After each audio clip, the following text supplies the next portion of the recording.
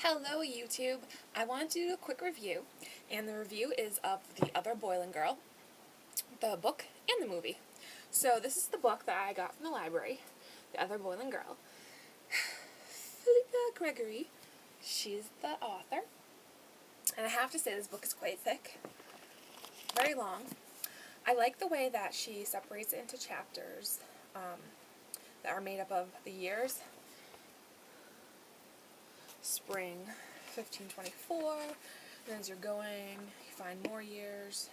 Autumn 1526. So I do really enjoy that. Let me just see. I'm just going to show you the first page a little bit. So the first page, so that if you want to read it. I know that sometimes, you press pause or whatever, and you can read it, and because for me, a lot of times, it's like the first paragraph, the first sentence of a book. If I read it, I'm like, okay, I like this style of writing, or I can get into this, or it really catches me and grabs me. That's kind of how I decide sometimes if I'm going to read a book or not. For this book, I just wanted it to end. It was good, but I just wanted it to end. Like, something would happen in the book, and I'd be like, okay, so now it's going to happen, and you're just, like, reading it, and things are happening in their lives, and you're just like, well, what's going to happen at the end? I just didn't really even know exactly how it was going to end. So, I mean, if I had studied history a little bit more, I'm sure I could kind of have figured it out or whatnot. But I just grabbed the book, and I read it, and I did enjoy it. I did like it. I watched the movie. Right after I finished it, it was on demand. Watched the movie, and I hated the movie. I was so excited for this movie. I went to BJ's Wholesale Club, and there they had like these huge TVs, and then on each of the TVs, they're playing a video, and they kept showing clips from this movie. I'm like, what movie is that? What movie is that? Because it looks like one of those movies I would like. I love, Sense and Sensibility, Pride and Prejudice, Emma,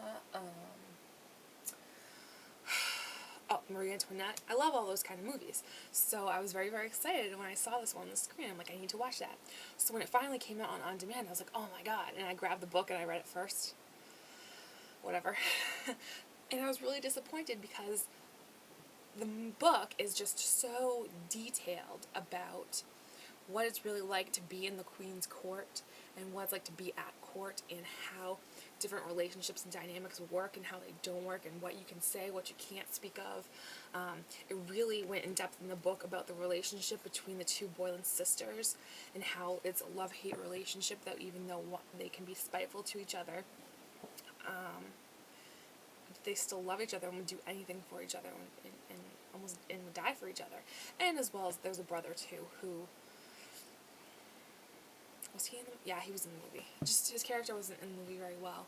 And it touches on sex, it touches on class, it touches on homophobia, it touches on incest, it touches on... Sorry, not really race.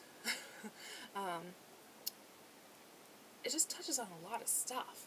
And the book was just detailed it so well and so thoroughly that you really understood how it felt to be in each character's position. And in the movie, most beautiful actresses in the movie playing, the two sisters, but it just didn't feel the same. It didn't go through the years the same. They didn't seem to have the same bonded sisterly relationship. And the ambition that Anne has, you can't really feel it as much in the movie as you did in the book. And in the book, you had the uncle and the father really pushing for it, and the mother really pushing for them to bed the king. And then in the movie, it only had the uncle really pushing for it, so it didn't really feel like it was the whole family's fate was riding on their rise within the court of England, and it just felt like they were doing it for shits and giggles, kind of, or just for their uncle. So in the book, it really just describes how a whole family's life can revolve around it. I would highly recommend this book to anyone who's interested in anything that happens in the 1500s, in England, in romance, historical fiction. This is a novel, even though it is based on fact. It is longer. It sort of reminds me of Ken Follett, that author, whom, if you have read any of his books, are fantastic. At World's End, I think that's what it's called. Jackdaw was really good too, even though it was set in like World War I or II era, I forget. But just because it chronicles the years, and it's like a whole person's life versus just like, you know, a month in the life of, you know, love story. So I would recommend this. I did like it a lot.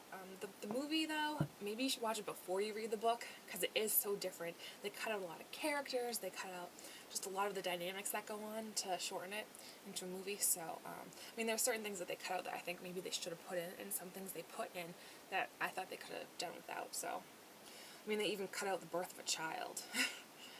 So, birth of 2 children.